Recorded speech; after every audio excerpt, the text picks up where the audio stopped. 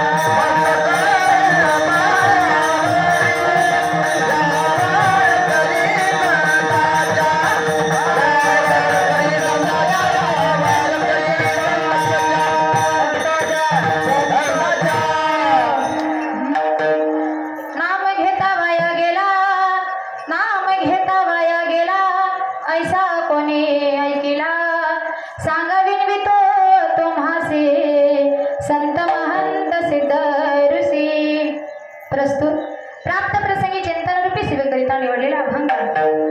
महान भगवत भक्त विश्ववंदे विश्वभूषण जे जगताचे गुरु वैराग्याचे महामेरू छत्रपती शिवाजी महाराजांचे आद्यगुरु नवे नवे या वारकरी संप्रदायाच्या कळसस्थानी शोभून दिसणारे देहू निवासी श्रीमंत श्री जगद्गुरु तुकोबाराय यांचा चार चरणाचा सर्वांच्या परिचय असलेला भगवंताच्या नामाचा महत्त्व सांगणारा अभंग। विठ्ठल विठ्ठल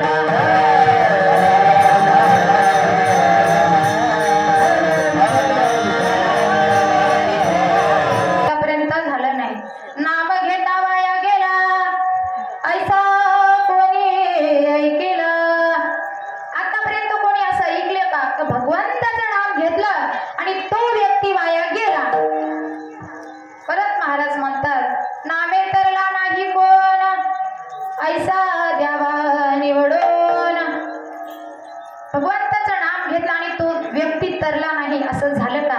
पण हा प्रश्न कोणाला विचारताय? लक्ष देऊन ऐका। कोणाला?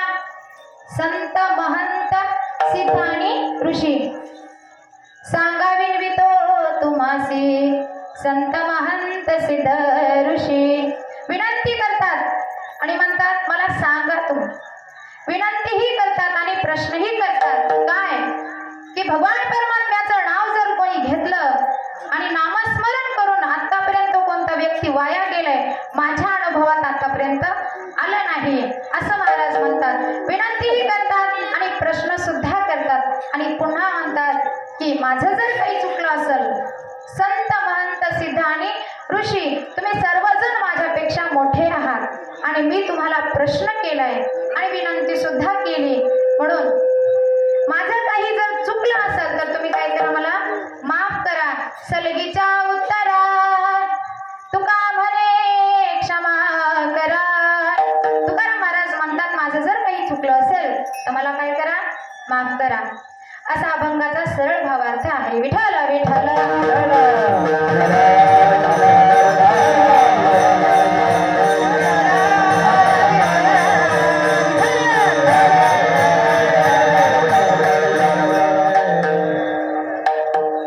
चिंतनापुढे बोलण्यापूर्वी अल्पसा हा परिहार देणं वक्त्याचं आद्य कर्तव्य मानलं जातं। त्या नियमाप्रमाणे आपल्या या सेंदूर सेना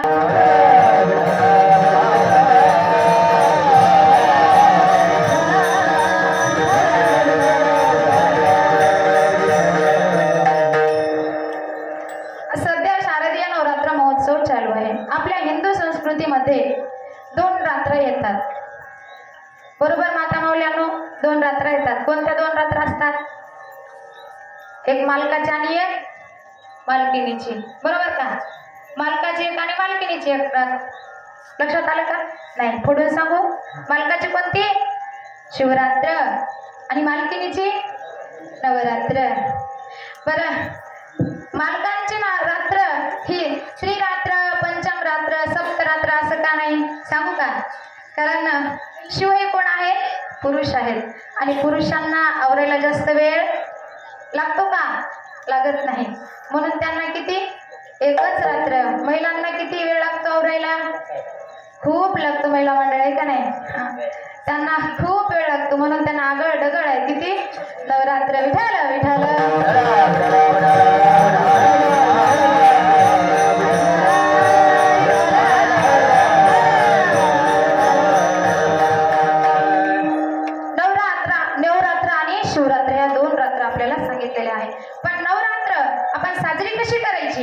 नवरात्र आपण साजरी असं फक्त कोणालाच माहित नाही की नवरात्र साजरी कशी करायची पण देवी भागवतामध्ये व्यासांनी सांगितले त्या पद्धतीने आपण नवरात्र साजरी करतो का? नाही। काहीतरी थोडक्यात माहित असतं तेवढं आपण करतो पण सगळं काही देवी भागवतात जसे नियम दिलेत आपण त्या प्रकारे नवरात्र साजरी करतो का? नाही। व्यास महर्षी सांगतात व्यासांना प्रश्न कोण करते? जन्मेजय राजा करतात की हे मुनी श्रेष्ठ या दुर्गा माताचं नवरात्र व्रत जर आपल्याला साजरं करायचं असेल किंवा ही नवरात्र जर आपल्याला साजरी करायची असेल तर कशी करावी लागेल? काय काय करावं लागेल? तर त्याच्यामध्ये व्यास महर्षी सांगतात काय सांगतात? त्याच्यामध्ये 3 विकल्प आहेत। कोणते कोणते? महाराज म्हणतात पूजनेन उपासनेन आणि कीर्तनेन। काय काय? पूजा करायची असते, उपास करायचा असतो आणि कीर्तन करायचं असतं. उपवास म्हणजे काय? उप म्हणजे देवाच्या जवळ जाणे, बरोबर ना? उपवास करणं म्हणजे देवाच्या जवळ जाणे, व्रत करणं म्हणजे देवाच्या जवळ जाणे. मग आपल्याला ते नवरात्र व्रत कसं करायचे आहे, तर त्याच्यामध्ये महाराजांनी सांगितले पूजनेन, पूजा करायची आहे. मग आपण पूजा कशी करतो? पूजा करत असताना महाराज सांगतात की स्नान करून करावी लागते. तुम्ही म्हणता ताई आम्ही का बिगर स्नानाच्या आहात का? आम्ही पण स्नान करतो ना, पण कधी कधी चालते का? कोण्याही वेळेला नाही. स्नान कधी करावं लागतं? प्रातःकाळी सूर्योदयाच्या नंतर का सूर्योदय होण्याच्या अगोदर? हा, प्रातःकाळी स्नान करायचं असतं आणि नंतर देवाची पूजा करायची असते. नवरात्र व्रतामध्ये आपल्याला भगवंताची पूजा करायची, गटाची पूजा करायची, देवीची पूजा करायची असते. तर लवकर सकाळी उठून स्नान करायचं आणि पूजा करायची. पूजा कोणाची सांगितली? नवरात्रामध्ये कन्यांची पूजा सांगितली, 9 कन्यांची पूजा सांगितली, बरोबर का नाही? आपण सगळ्या 9च्या 9 एकाच दिवशी घालतो नवीन, पण एकाच दिवशी 9 कन्या जेवू घालणं किंवा त्यांची पूजा करणं हे बरोबर नाही. व्यास महर्षी सांगतात की पहिल्या माळीपासून 9व्या माळीपर्यंत कन्यांचं पूजन करायचं. पहिल्या माळीला 2 वर्षाची मुलगी चालते, दुसऱ्या माळीला 3 वर्षाची मुलगी चालते, अशी 2 वर्षापासून ते 10 वर्षापर्यंतच कन्या चालते. विठ्ठल विठ्ठल.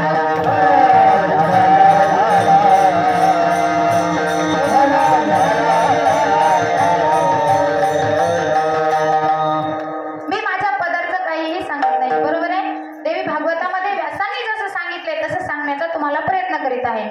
महाराज काय म्हणतात? महाराज म्हणतात बरोबर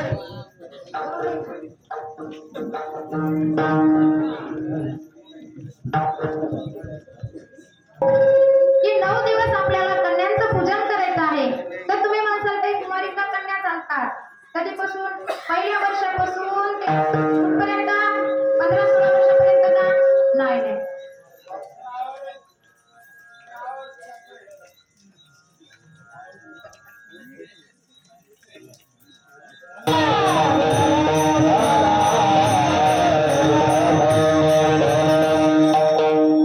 महाराज म्हणतात की पहिल्या वर्षापासून मुलगी चालत नाही.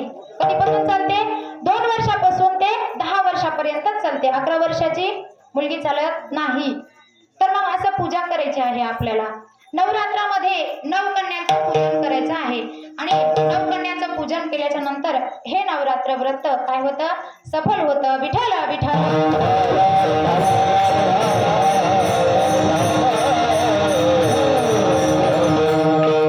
त्याच्यानंतर काय सांगितले आपल्याला?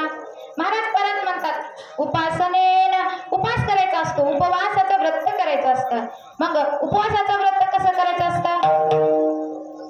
पहिल्या माळीपासून 9व्या माळीपर्यंत एकही घास घेत नाहीत, त्यांना म्हणायचं उपवास. आपण काय करतो? नवरात्र येत आहे म्हणले की 2 किलो साबुदाणा भगर, सकाळी उपासी म्हणले की संध्याकाळी भिजू घालून ठेवायचं, बरोबर आहे का? राजगुर्याची लाडू आहे की नाही, सगळी सोय करून ठेवतो. पण महाराज म्हणतात ते व्रत पावन होतं का? नाही.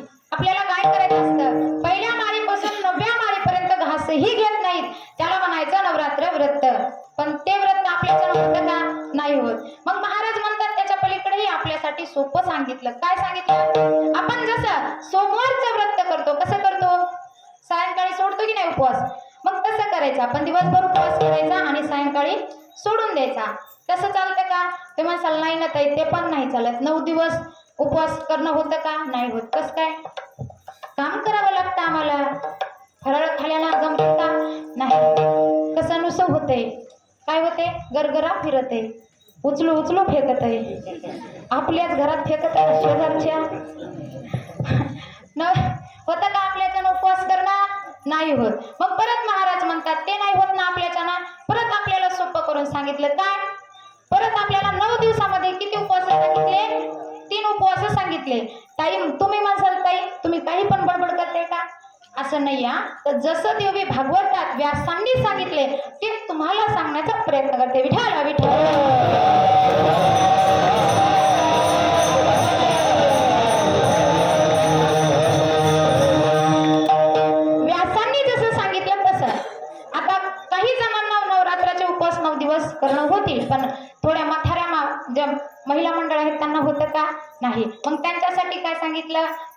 मलाही या नवरात्र व्रताचं फळ प्राप्त व्हावं म्हणून महाराजांनी सांगितले. काय सांगितलं? 3 दिवसाचं व्रत करायचं. कोणतं? सप्तमी, अष्टमी आणि नवमी हे 3 दिवस जर तुम्ही व्रत केलं तर तुम्हाला 9 दिवस व्रत केलं याचं फळ प्राप्त होतं. मग तुम्ही म्हणसाल की आम्हाला 3 दिवस सुद्धा होत नाही, जेवण केल्याशिवाय भागत नाही. सकाळी नाश्ता करावा लागतो, परत जेवण करावं लागतं, परत दुपारचं करावं लागतं. मग होतं का आपल्याला? नाही. मग याच्याही पलीकडे जाऊन सांगितले महाराजांनी. काय सांगितलं? एकच दिवस उपवास करा. कोणता दिवस? तो कोणता दिवस आहे? अष्टमीचा दिवस सांगितलंय. कोणता? अष्टमीचा दिवस. अष्टमीचा दिवस सगळ्यात जास्त महत्वाचा का सांगितला? तर त्या दिवशी आई जगदंबा दुर्गा माताचं रूप प्रकट होऊन दक्षाच्या यज्ञाचा विध्वंस झाला होता आणि त्या दिवशी दुर्गा मातेचं प्रागट्य झालं होतं. म्हणून अष्टमीचं व्रत जास्त महत्वाचं सांगितलंय. विठ्ठल विठ्ठल.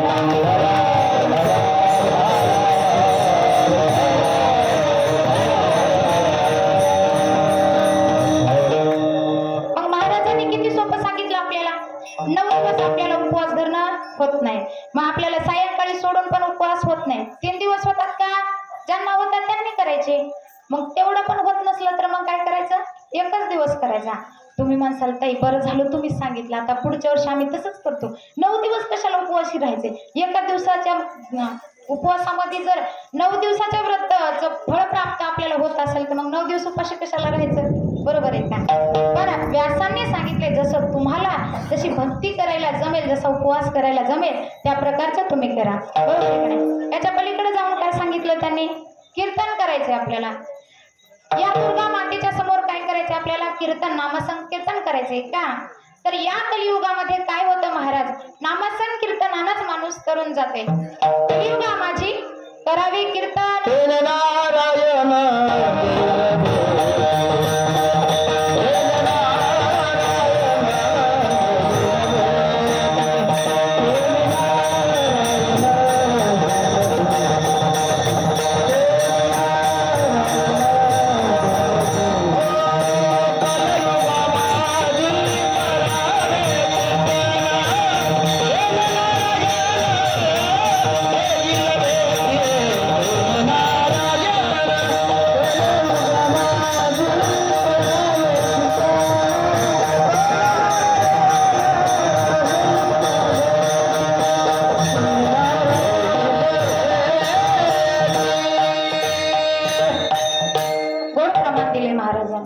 कलियुगा माझी करावे कीर्तन तेने नारायण देईल भेटी. या कलियुगामध्ये काय करायचंय तर नामसंकीर्तन करायचंय. कीर्तन वेगळं, नामसंकीर्तन वेगळं, वेगवेगळे प्रकार आहेत त्याच्यामध्ये.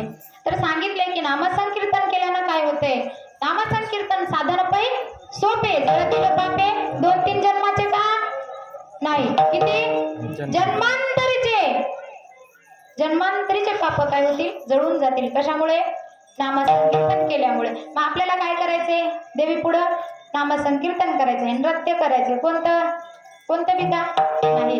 टाळ, मृदुंग, वीणा या जयघोषामध्ये या देवीच्या समोर जागरण करायचं आहे. असं नृत्य, असं कीर्तन या देवीच्या पुढे सांगितलेलं आहे. विठ्ठल विठ्ठल.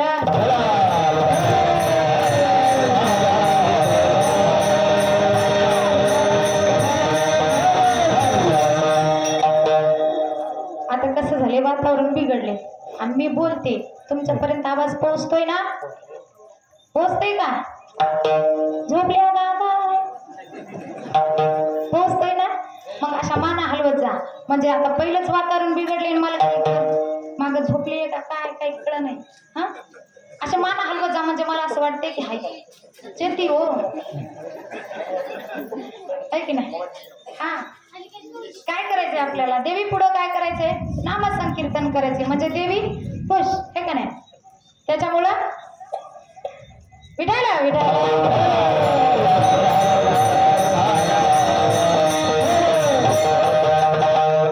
मग नवरात्राचे उपवास सांगितले आपल्याला, व्यासांनी सांगितलं त्या प्रकारे करायचे आहे. आजचा हा अभंग जगद्गुरु तुकोबारायांचा आहे आणि सप्ताहामध्ये नामपर अभंग निवडला जातो. पण काल नामपर घेतला नसल्यामुळे आज मी नामपर अभंग निवडलेला आहे. भगवंताच्या नामाचं महत्व हे सांगावं. किती महत्वाचं आहे? भगवंताच्या नामापासून सगळं काही निर्मिती झाली आहे. नामाचं महत्व सांगावंच लागतं. विठ्ठल विठ्ठल.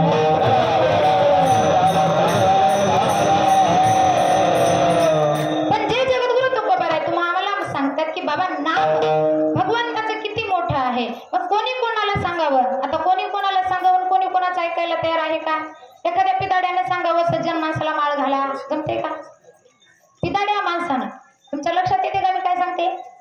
दारुड्याने सांगावं एखाद्या सज्जन माणसाला माळ घाल, तो घालील का? नाही. ते सांगण्यासाठी सुद्धा कोण लागतं? अधिकारीच माणूस लागतो. तसं जगद्गुरु तुकोबारायांचा अधिकार किती मोठा आहे. जगद्गुरु तुकोबाराय किती मोठे आहे. अनुरेणुया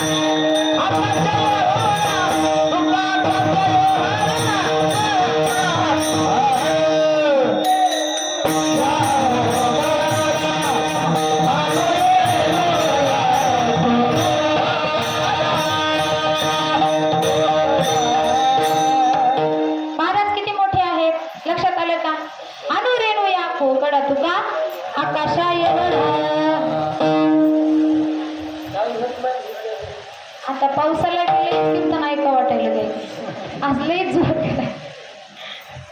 सुरुवातीपासूनच महाराजांनी काहीतरी कीर्तन शेवटपर्यंत आलं होतं वाटायला. विठायला विठायला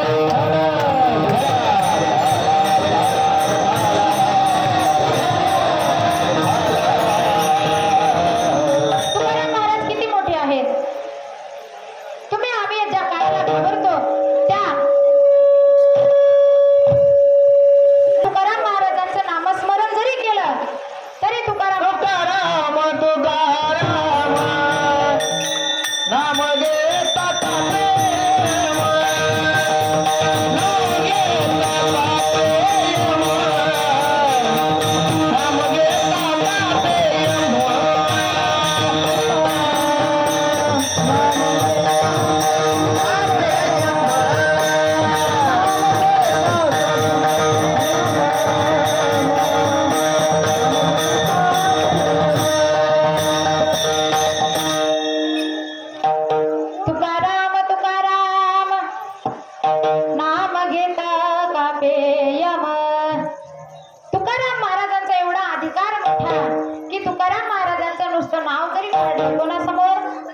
यमासमोर ज्याला तुम्ही आम्ही घाबरतो त्याचं नाव काढलं तरी आपल्याला घाम सुटतो आणि तुकाराम महाराजांचं नाव काढलं की त्याचं धोतर फिरतं. एवढा अधिकार माझ्या जगद्गुरु तुकोबारायांचा आहे आणि त्या तुकोबारायांनी सांगावं की नाम किती मोठं आहे.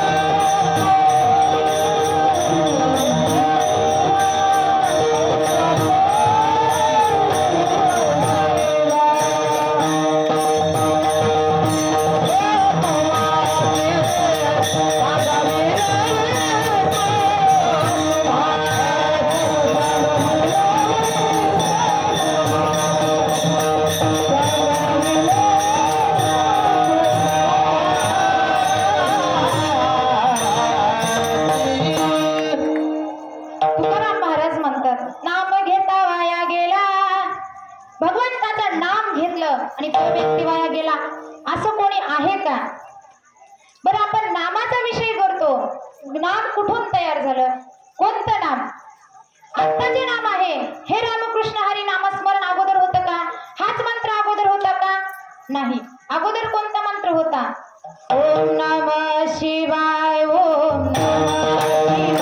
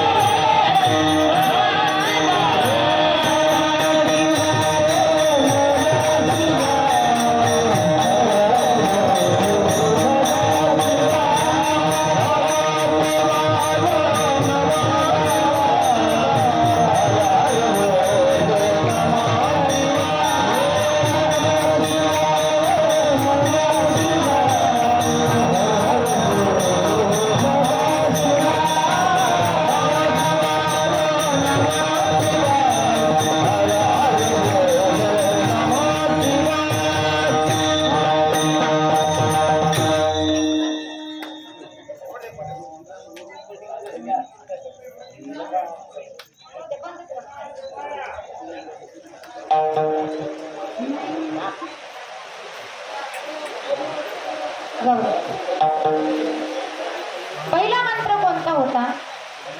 ओम नमः शिवाय, ओम नमः शिवाय हा मंत्र अगोदर होता आणि त्याच्यानंतर रामकृष्ण हरी मंत्र सुरू झाला. इकडे लक्ष द्या सर्वांनी. लाईट पडाय खाली, दुसरं काही झालं. इकडे लक्ष द्या, नाही तर मी आज कीर्तन करून जाईन, पहिलंच वातावरण बिघडून गेले. उद्या म्हणू नका की ताईनं काय कीर्तन केलं, काहीच लक्षात आलं नाही. असं होऊ नये, बरोबर आहे काय? वातावरण बिघडले त्याला मी काय करणार महाराज, बरोबर आहे काय? तुम्ही किती बी ओरडले तरी तुमच्यापर्यंत आवाज जाईल का? तुम्ही लक्ष नाही दिल्यावर मग सर्व अंगाचे काम करून ऐका, नाही तर शरीराने इथं मनाने घरी कुलूप लावलंय, ओढलं का नाही, बघलंच नाही, ओढलं का नाही, असं होऊ नये. काय करा, इथं लक्ष द्या. इथं लक्ष दिलं तरच कीर्तन समजलं, ठीक आहे? मग अगोदर कोणता मंत्र होता? ओम नमः शिवाय. त्याच्यानंतर रामकृष्ण हरी मंत्र आला. कधीपासून? वाल्मिक महर्षींनी शतकोटी श्लोकांचं काय केलं? रामायण लिहिलं आणि रामायण संपूर्ण लिहून पूर्ण झालं तेव्हा 3 लोकात भांडणं झाले. 3 लोकांमध्ये भांडणं सुरू झाली. मानव, देवगण आणि सर्प या तिघांमध्ये भांडणं सुरू झाले. कोणाकोणामध्ये? मानवामध्ये, देवांमध्ये आणि सर्पांमध्ये. तिघांमध्ये काय झाले? भांडणं झाले. भांडणं होतात ना, इकडे पण होतात आणि नवरा बायको तर लईच होतात, बरोबर का? आणि जिथं भांडणं होतात तिथं काय होतं? प्रेम असतं का? एका ठिकाणी काय झालं महाराज, एवढे जोरदार भांडणं व्हायचे, असे भांडणं व्हायचे. 2 घर जवळजवळ होते. दोन्ही जवळजवळ घर असताना 2 जोडपे राहत होते. एका घरामध्ये असं जोरदार भांडण व्हायचं आणि एका घरामधून हसण्याचाच आवाज येत होता. लक्ष देऊन ऐका. एका घरातून भांडणाचाच आवाज येत होता आणि एका घरातून काय होत होता? हसण्याचाच आवाज येत होता. मग ते ज्या घरातून भांडणाचा आवाज येत होता ते जोडपं म्हणू लागलं, आपल्या दोघांमध्ये कधी पण किरकिर किरकिर सुरूच असते. बघ बरं आपल्या शेजारी किती हसतात, दोघं सुखाने संसार करतात. मग दोघं नवरा बायकोमध्ये विचार झाला, खरंच आपण चला बरं विचारून येऊ का, तुमच्यामध्ये एवढा हसण्याचा आवाज कशामुळे येते, म्हणजे नेमकं काय आहे? आम्हाला पण सांगा, आम्ही पण हसतो, बरोबर आहे का नाही? मग त्यामुळे ते दोघं गेले विचारायला, तुमच्या दोघांमध्ये भांडणं कधी होत नाहीत का? कधी पण हसण्याचाच आवाज येते. मग ते दोघं सांगू लागले. काय सांगू लागले? तो मालक सांगू लागला, मला ती स्वयंपाक करत असते आणि मी काय करतो, बसलेला असतो आणि काही बोललो की त्याच्या हातामध्ये काय असतं, स्वयंपाक करताना काय असतं, लाटणं. बरोबर आहे. कशा हसत आता बाई. हा, लाटणंच असते. बरोबर आहे, बरोबर आहे, लाटणंच असते का नाही. मग नवरा काय म्हणला की काय करायचं, फेकून हाणायचं. इथलं सांगी नाही मी, दृष्टांतातलं सांगायला, तुम्ही तुमच्या रोडून घेऊ नका. ते काय झालं, काय बोलला की लाटणं फेकून हाणायचं. आणि मग लाटणं फेकून हाणलं, लागलं का ती हसती आणि हुकलं की हा हसतो. समजलं का? कळलं, त्यालाच कळलं. विठाला विठाला.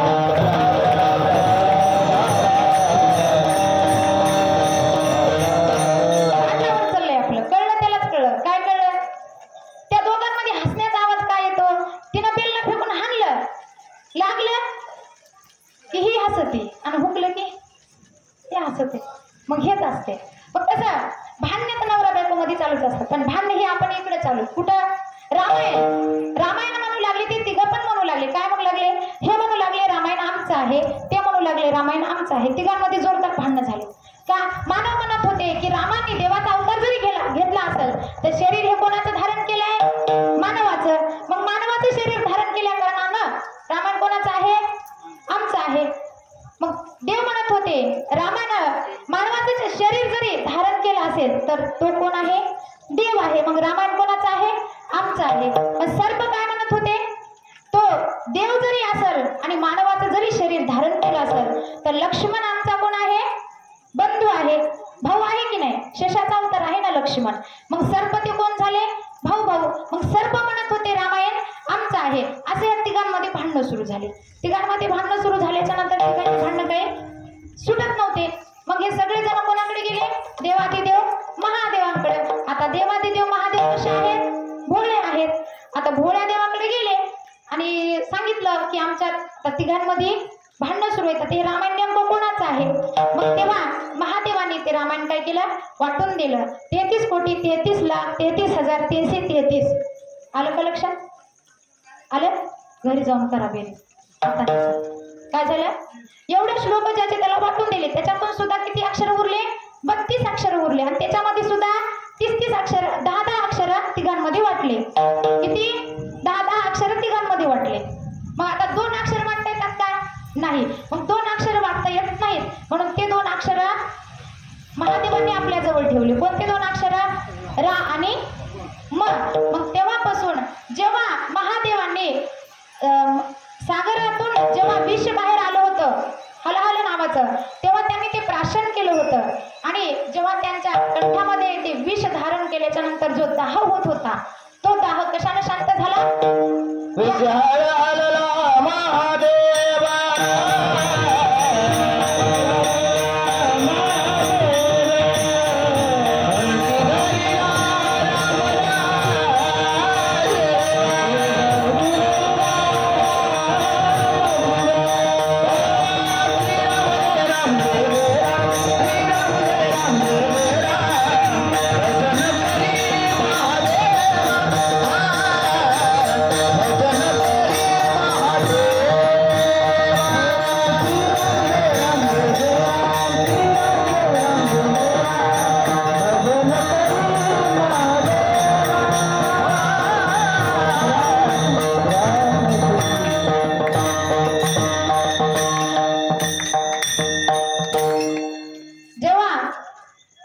महादेवांनी ते विष प्राशन केल्याच्या नंतर त्यांच्या कंठातील दाह शांत होत नव्हता. त्यांनी गळ्यामध्ये सर्प धारण केला का, थंड असतो.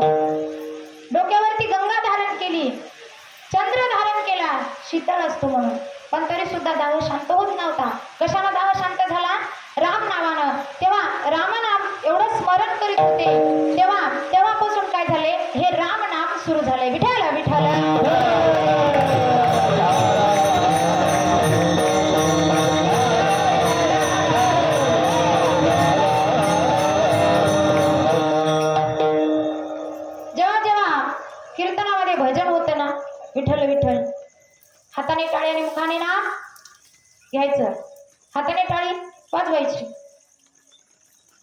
एकदा एक माणूस म्हणला मी एका महामंडळवाल्याला मूर्ख बनवलं. काय म्हणला? महामंडळवाल्याला मूर्ख बनवलं. लक्ष देऊन ऐका, तुमच्या फायद्याचं सांगायला. कशासाठी? टाळी वाजवायची. टाळी वाजवला सांगितली तर याच्यात फायदा कोणाचा आहे? तुमचाच आहे ना, माझा नाही. मग फायदा तुमचा आहे म्हणून सांगते. एक माणूस एकदा सांगू लागला, काय म्हणू लागला? मी महामंडळवाल्याला मूर्ख बनवलं. का? दुसरा व्यक्ती म्हणाला बाबा तू काय असं केलं? तर महामंडळवाला म्हणजे तू त्याला मूर्ख बनवलं. तो म्हणू लागला मी काय केले माहिती का? तिकीट काढून गेलोच नाही. काय म्हणला? तिकीट काढला पण गेलोच नाही. तिकीट काढून बसच्या खाली उतरलं आणि गेलोच नाही. तुमच्या लक्षात आलं नाही का? आलं का? मग मूर्ख कोण ठरला? महामंडळाला ठरला का तिकीट काढणारा ठरला? कोण ठरला? कसं काय करायचं? माझं काम आहे तुम्हाला सांगायचं. हाताने टाळी मुखाने नाक घ्या. काऊन? तर हाताने टाळी वाजवली की हातातून मुंग्या येतात का नाही? वाजून पहा बरं. विठाला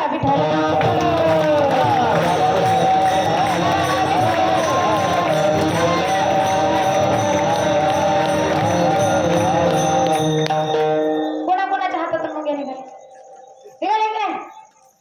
होतं ना. हातातून मुंग्या निघाले की काय होतंय? अटॅकचं प्रमाण कमी होतंय. हा, त्याच्यासाठी टाळी वाजवायची असते. विठाला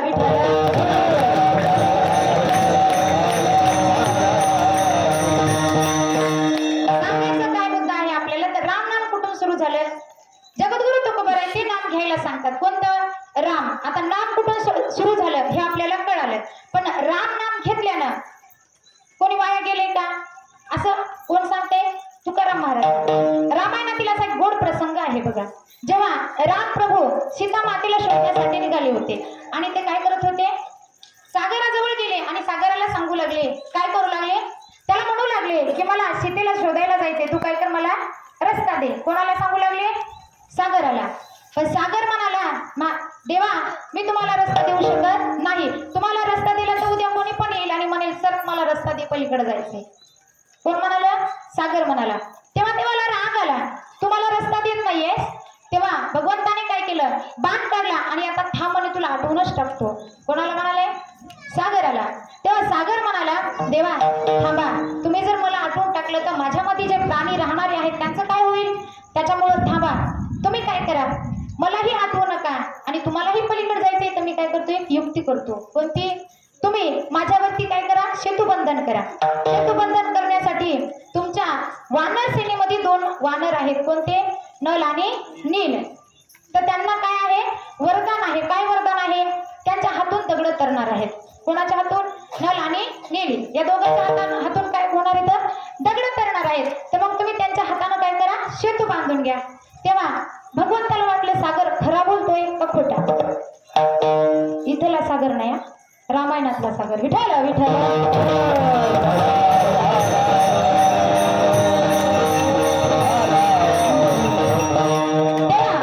सेतुबंधनाचं काम करायचं. त्या भगवंताला वाटलं खरंच सागर खरं बोलतोय का? तेव्हा आपल्या वानर सेनेमधून नल आणि नील या दोघांना काय केलं? जवळ बोलवलं. खरं सांगा म्हणले तुम्हाला वरदान आहे का? तर ते म्हणले हो. का? तर ते लहानपणी काय करत होते? तर हे साधू संत जे होते त्यांच्या कोणत्याही वस्तू घ्यायच्या आणि काय करायच्या? पाण्यात टाकून द्यायच्या. अशाच एका महर्षीला त्यांनी खूप सतावलं होतं. तेव्हा त्यांनी काय केलं होतं? याला श्राप दिला होता आणि ते श्राप असा होता की तुमच्या हातून काय होईल? कोणतीही वस्तू जरी फेकली तर काय होणार आहे? तरणार आहे, ती बुडणार नाही. म्हणून त्यांच्या हातून काय होतील? दगड फेकले तरी तरतील. मग तसं झालं. त्यांच्याजवळ काय करू लागले? दोघांजवळ दगड आणून देऊ लागले. वानर सेना खूप झाली आणि स्त्री 2च झाली. सेतुबंधनाचं काम होईल का? सीतामाता तिकडेच सेतुबंधनाचं काम नाही होणार. मग हनुमंताला लक्षात आलं आता बजरंगबली हे बुद्धिमत्ता वरिष्ठम, त्यांना बुद्धी खूप आहे. त्याच्यामुळे त्यांनी विचार केला. काय विचार केला? असं जर काम सुरू झालं दोघांनीच तर काम होणार नाही. मग काय करायचं? त्यांना राम नामाचा महिमा माहित होता. काय होता? राम नामाचा महिमा माहित होता. त्यामुळे त्यांनी काय केलं? 2 दगड एकत्र आणली. 2 दगड अशी जवळ आणली.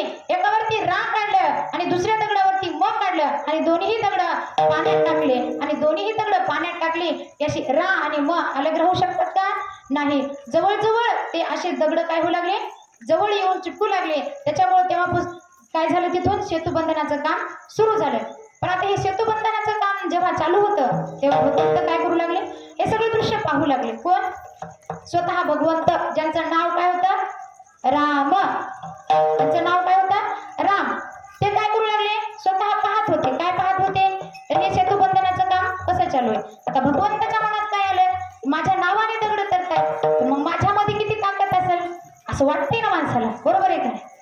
मग त्याच्यामुळे भगवंताला वाटू लागलं की माझ्यामध्ये किती ताकद असेल, तर मी बी दगड फेकतो म्हणजे लवकर सेतुबंधन होईल. मग भगवंताने काय केलं, एक दगड घेतला, असा थोडा मोठा घेतला आणि दगड मोठा घेतला आणि पाण्यात टाकला.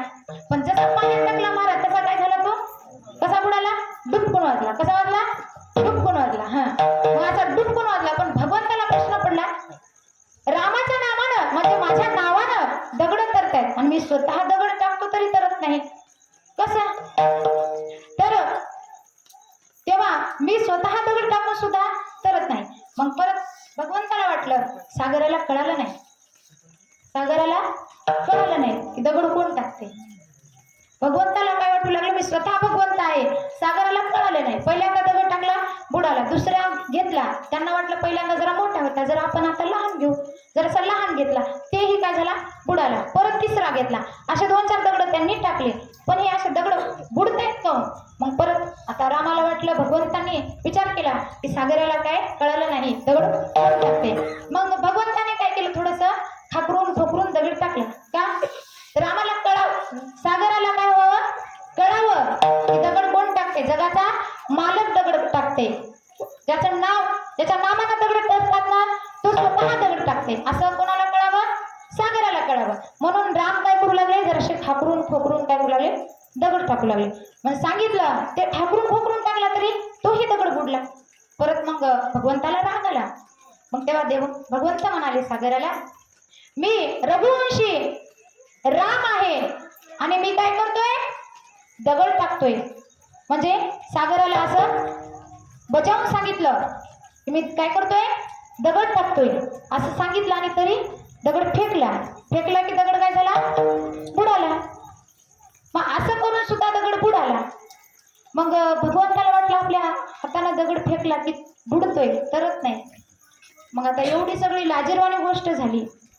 आता देवाला वाटते आपण स्वतः दगड फेकलाय आणि तो बुडलाय, तरला नाही ना. मग थोडी लाजिरवाणी गोष्ट झाली. देवाला वाटलं कोणी बघलं का काय. आता कसं असते, गाडीवरून पडणारी माणसं, मोटरसायकलवरून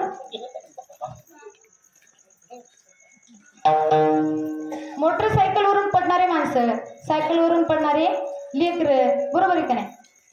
ते काय करतात, पडलं की आपल्याला किती लागलंय हे बघत नाहीत, पण आपल्याला पडताना कोणी बघले का काय शे बघतात आधी. विठ्ठल विठ्ठल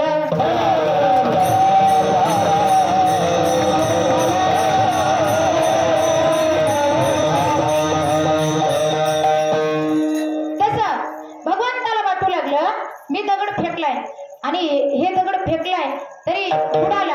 मग हे कोण बघितलं का काय, थोडस लाजिरवाण आहे ना की जगाच्या मालकाने दगड टाकला आणि तो दगड बुडाला.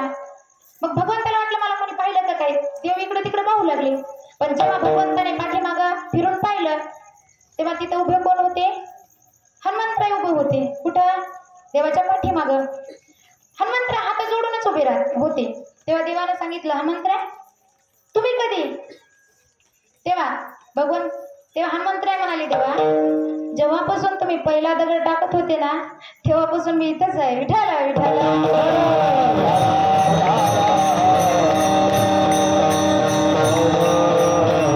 केव्हापासून मी इथंच आहे, केव्हापासून तुम्ही पहिला दगड टाकला तेव्हापासून. मग देव म्हणाले, हनुमंतरायला सांगू लागले की माझ्या नामाने दगड तरतोय आणि मी फेकला तरी दगड तरत नाही, काय भानगड आहे. तेव्हा बघ हनुमंतराय स्वतः सांगतात, तुझ्या नामाचा महिमा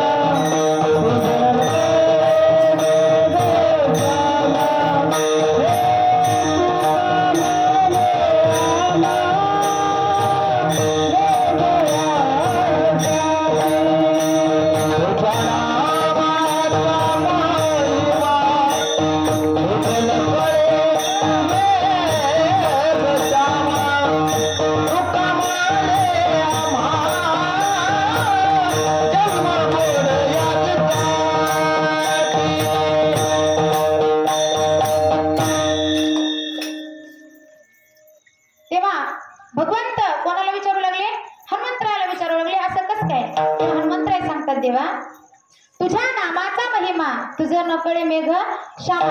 तेव्हा देवाला हा मंत्र सांगू लागले की देवा तुला काय वाटतं तुझ्या हाताने दगड तरतील नाही. दगड कसे तरतात तुझ्या हाताने नाही तरत. जेवढा तुझ्यात ताकद नाही तेवढी तुझ्या नामात ताकद आहे. हेच महाराज सांगू लागले की नाम घेतलं भगवंताचं तर भगवंताच्या नामानं दगड तरतील तर माणसं तरतील का नाही. तरणारच ना. मग महाराज हेच तर सांगतात की भगवंताचं नाम घ्या. नाम किती मोठं आहे. ज्ञानदेव काय सांगतात की गगनाहुनी नाम वाढ नाम आहे. ज्ञानदेव पुसे निवृत्तीसी साड. गगनाहुनी वाढ नाम आहे. गगन किती मोठं आहे. गगनाच्याही पलीकडं नाम मोठं आहे. एवढं मोठं भगवंताचं नाम आहे.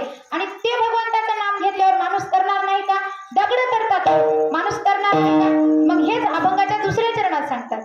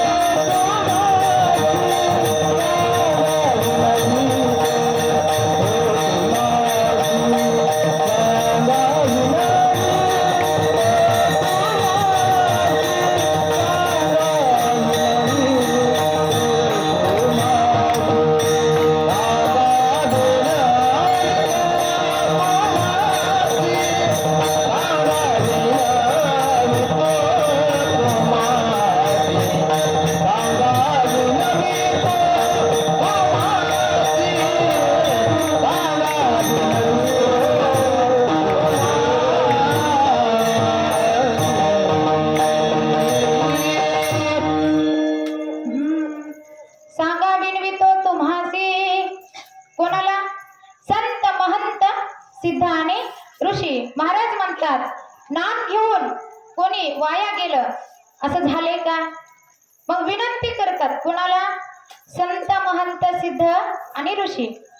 संतांना विनंती करतात. संत कोणाला म्हणायचं. संत संत कोण. आता आजकाल कोणी भगवे वस्त्र घातले की त्याला संत म्हणायचं का.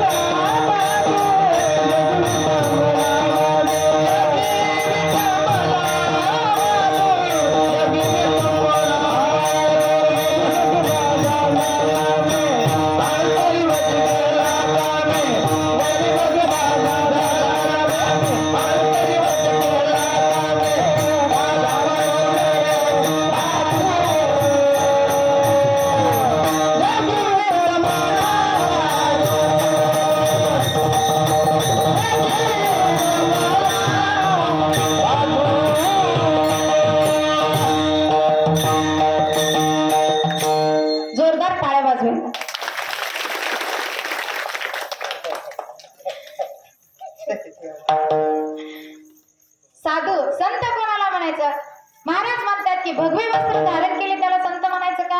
नाही. आता कलियुगामध्ये तर तसे संत फार झाले, पण संत कोण? संत त्याला म्हणायचं देवते संत, देवते संत.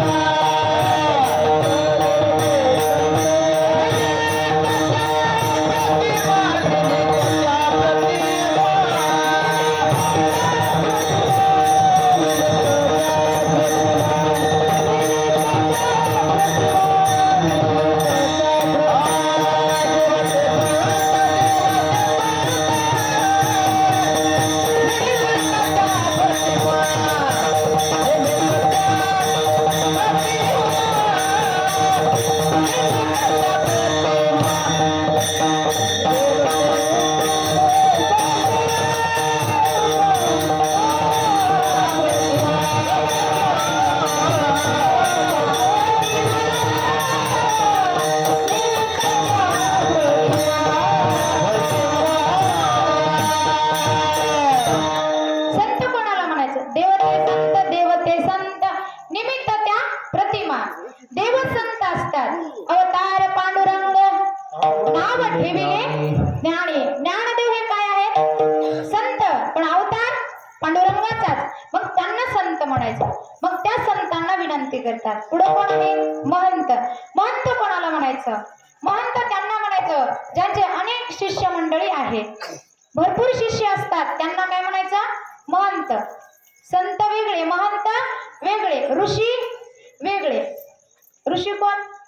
संत, महंत, ऋषी. सिद्ध. सिद्ध कोण? ज्यांना अनेक सिद्ध्या प्राप्त आहेत. वेगवेगळ्या ज्यांना सिद्ध्या प्राप्त असतात. दुसऱ्याच्या मनातलं ओळखायचं, त्याच्या मनात काय चाललं, त्याच्या मनात काय चाललं. ज्यांना त्या सिद्ध्या प्राप्त आहेत त्यांना काय म्हणायचं? सिद्ध. संत, महंत, सिद्ध. ऋषी कोणाला म्हणायचं? ज्याने जास्त दाढ्या मिशा वाढल्या त्यांना काय म्हणायचं? ऋषी. ज्याने केस वाढवले त्याला काय म्हणायचं? ऋषी म्हणतात का? नाही. अहो नावाचे ऋषी नाही. ऋषी कोणाला म्हणायचं? ज्यांनी केस वाढवले त्यांना म्हणायचं का ऋषी? नाही. मग तसं तर अस्वलाच्या अंगावर भरपूर, मग त्यांना म्हणायचं का? नाही. ऋषी वेगळे. त्या संत, महंत, सिद्ध आणि ऋषींना प्रश्न करतात, विनंती करतात की भगवंताचं नाम घेतलं आणि तो व्यक्ती वाया गेला का? वाया जातच नाही महाराज. कसं जाणार? भगवंताचं नामच एवढं श्रेष्ठ, एवढं मोठं आहे की भगवंताच्या नामानं काय काय होतं महाराज. भगवंताच्या नामाने एकदा 3 महिला गप्पा करू लागल्या. कोण कोण? भगवंताची आई कौशल्या माता, हनुमंताची आई अंजनी माता आणि अगस्त्य महर्षींची पत्नी कोण? लोपमुद्रा. ह्या तिघी जणी काय करू लागल्या? गप्पा मारू लागल्या. काय मारू लागल्या? गप्पा करू लागल्या. काय गप्पा? आता महिला मंडळींच्या गप्पा लई रंगतात, बरोबर आहे का? तसं त्या तिघींच्याही गप्पा रंगल्या. काय रंगल्या? लोपमुद्रा काय म्हणू लागली? तर माझ्या मालकानं म्हणा अख्खा समुद्र पिला असता. रामाला सेतू बांधण्याची गरजच नव्हती का? फक्त त्यांना जर बोलवलं असतं, कोणाला? अगस्त्य ऋषींना, तर त्यांनी काय केलं असतं? एका घोटामध्ये समुद्र पिला असता. कोण म्हणू लागला? लोपमुद्रा. पण कौशल्य माता म्हणू लागली, काय म्हणली? माझ्या रामाच्याच नावानं दगड तरले. कोणावर? सागरावरती. परत मग अंजनी माता म्हणाली, एवढं करायचं गरजच पडत नव्हती. माझ्या हनुमंताला फक्त सांगितलं असतं ना, तर माझा हनुमंत काय करीत होता? एकच उडी मारून सीतेला काय करून येत होता? घेऊन येत होता. म्हणजे तिघीच्या गप्पा रंगल्या. तेव्हा भगवंत कोणाला सांगू लागले? हनुमंतरायला म्हणू लागले, हनुमंता जाऊन आपल्या मातांना सांगा, त्यांचं जरा जास्त होते. मग हनुमंतराय मातांजवळ आले आणि त्यांना हात जोडून सांगू लागल्या की लोपमुद्रा आईला सांगू लागल्या, आई तुमच्या पतीनं एका घोटामध्ये समुद्र पिला असता आणि पितात ते, पण ताकद कोणाची आहे? जेव्हा रामनामाचं भजन करतात, जेव्हा रामाचं नाम घेतात ना, तेव्हाच ते समुद्र पिऊ शकतात. कौशल्य मातेला सुद्धा म्हणू लागले, माता तुमच्या रामाच्याच नावानं दगड तरले आहेत, रामानं काहीच केलेलं नाही. आणि अंजनी मातेला सुद्धा म्हणू लागले, माता मी सुद्धा जे उड्डाण मारतो ना, तर कशामुळे? फक्त आणि फक्त जय श्रीराम नामस्मरण करतो तेव्हाच उडी घेतो ना, त्यामुळे हे सगळं तुमच्या घडलेलं आहे हे सगळं भगवंताच्या नामाने घडलेलं आहे. विठ्ठल विठ्ठल.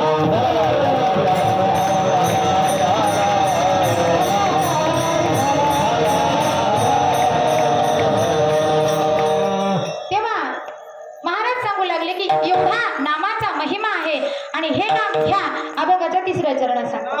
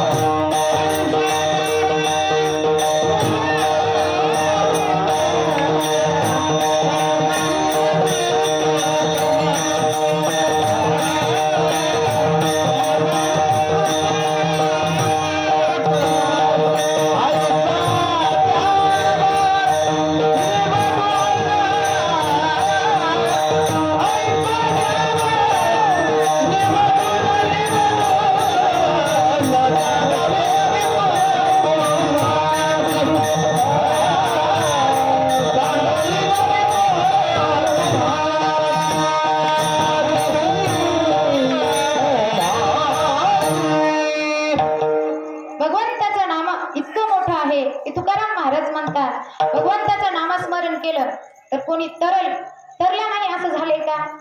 नामे तरला नाही कोण ऐसा द्यावा निवडून. तुकाराम महाराजांचा अधिकार कमी आहे का? त्यांचा अनुभव कमी आहे का? तुमचा आमचा अनुभव वेगळा, पण तुकाराम महाराज कोण आहे?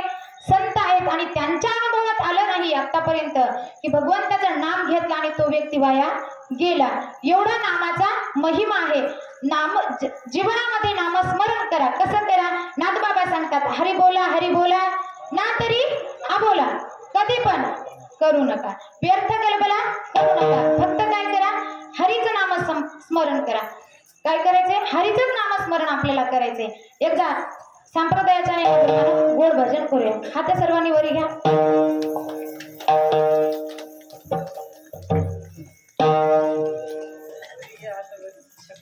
महिला मंडळ, नारी शक्ती, लाजायचं नाही.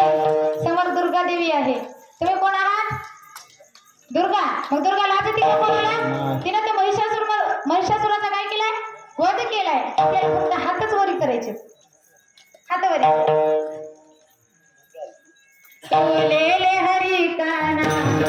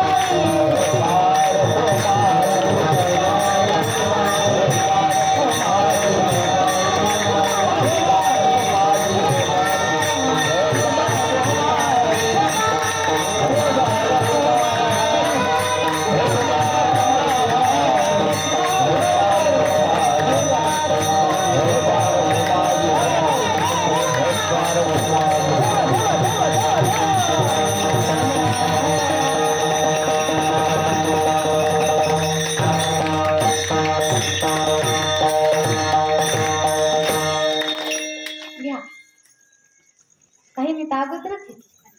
म्हणा हात वरी करा म्हणायचं काम पडलं, खाली करा म्हणायचं काम पडलं नाही. मस्त भजन आहे.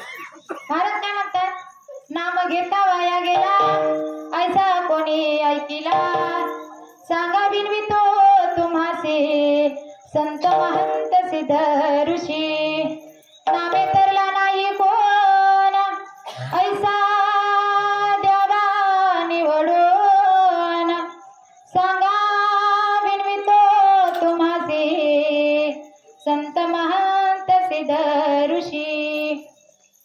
भगवंताचं नाम घेतलं आणि तो व्यक्ती वाया गेला, आतापर्यंत असं झालं नाही. मग आपण काय करायचं, नामस्मरण करायचे, नामचिंतन घ्यायचे. एवढं सगळं करून सुद्धा महाराज म्हणतात, माझ्याकडून जर काही तुम्हाला विनंती केली, मी प्रश्न केला, तुम्ही मायबाप साधू संत माझे काय आहात, माझ्यापेक्षा मोठे आहात, तुम्हाला विनंती केली, प्रश्न केला, जर माझं काही चुकलं असेल तर मला काय करा, क्षमा करा. अभंग पलगीच्या उतरा, पलगीच्या उतरा, पलगीच्या उतरा, पलगीच्या उतरा,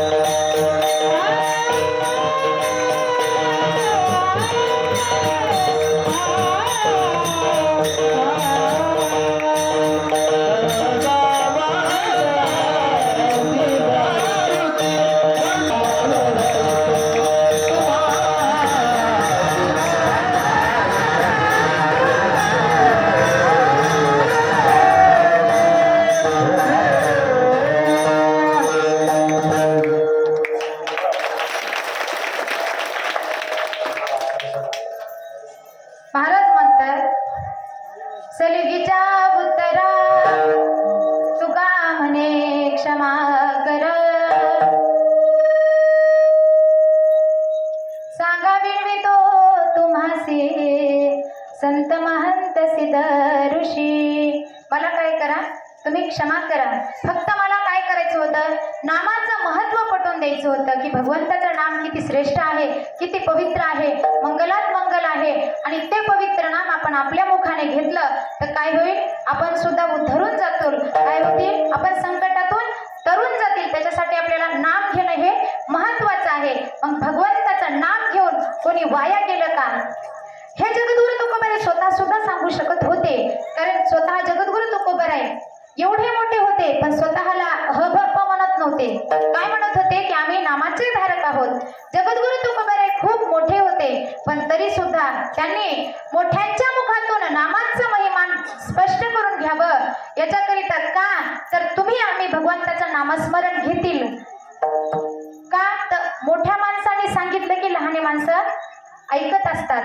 म्हणून त्या संत महंत सिद्ध आणि ऋषींना विनंती करून म्हणू लागले की सांगा विणवितो तुम्हासी संत महंत सिद्ध ऋषी. काय तर फक्त आणि फक्त भगवंताचं नाम घेऊन कोणी वाया गेलं का.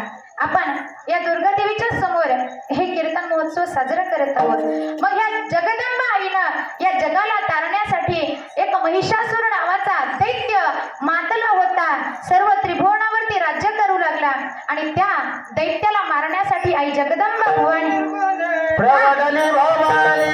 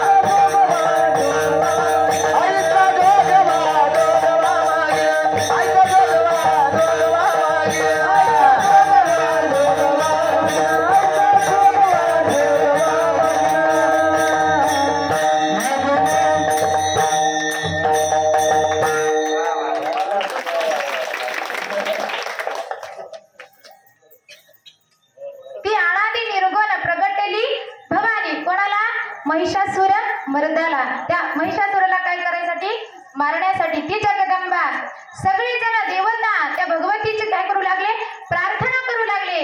का तर हा दैत्य सर्वांना काय करू लागला, त्रास देऊ लागला. तर त्या जगदंबा भवानीला प्रगट करून तिला काय म्हणू लागले, प्रार्थना करू लागले. आई भवानी तुझ्या कृपेने तारेशी भक्ताला अगाध महिमा तुझा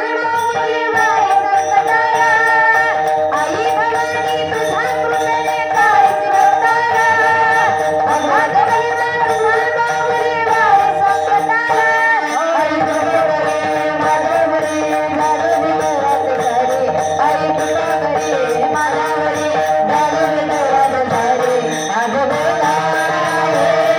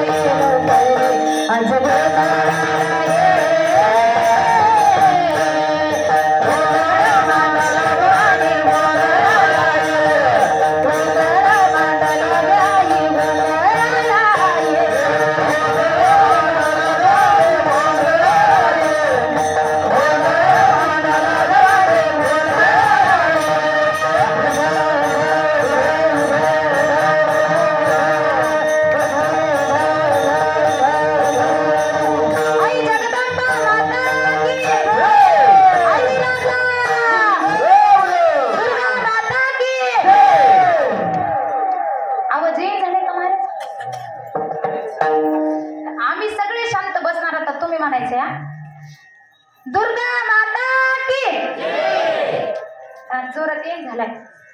उपास आहे तर त्याच्यामुळे का आणखीन एकदा जरा जोरात आईला ऐकू गेलं पाहिजे. दुर्गा माता की आई राजा उदो उदो. मीच म्हणायचं का? असंच असते. जाऊ द्या. संत सांगतात, तुकाराम महाराज सांगतात की नामाचा महिमा एवढा मोठा आहे.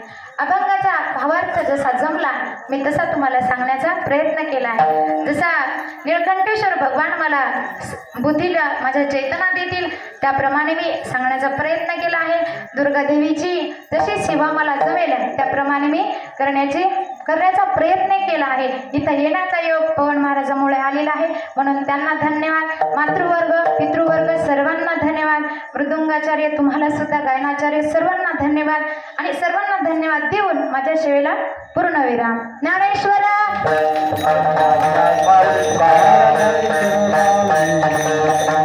ज्ञानेश्वर महाराज